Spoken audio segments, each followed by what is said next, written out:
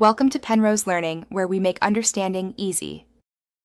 In this video, I will compare JetBrains Fleet versus VS Code. Fleet from JetBrains introduces a new approach with its distributed architecture, designed for cloud-native development and offering a smart editor experience. In contrast, VS Code, a lightweight and open-source editor, excels with its vast extension ecosystem and quick startup. We'll explore how these fundamental differences shape their user experience and development workflows, helping you decide which tool best fits your needs. When it comes to performance, Fleet aims for rapid startup times and efficient resource utilization, leveraging its modular design. Its unique back-end front-end separation allows heavy processing to be offloaded to remote machines, enhancing local responsiveness. VS Code is also known for its quick launch and generally low memory footprint, though its performance can fluctuate based on the number and complexity of installed extensions. Both strive for a smooth user experience.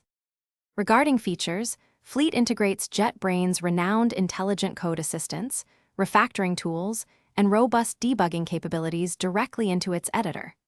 It supports a wide array of programming languages with deep understanding. VS Code, while offering strong built-in features like Git integration and debugging, truly shines through its extensive marketplace, boasting over 50,000 extensions. This allows for unparalleled customization and functionality tailored to almost any development need.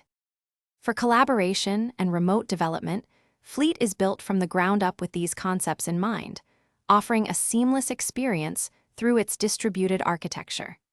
This allows for easy sharing of development environments and real-time teamwork. VS Code provides powerful remote capabilities via extensions like Remote SSH and Dev containers, enabling you to work on remote machines as if locally. Its LiveShare extension also facilitates excellent real-time collaborative coding sessions. Thanks for watching. If this was helpful, leave a like and consider subscribing. See you next time.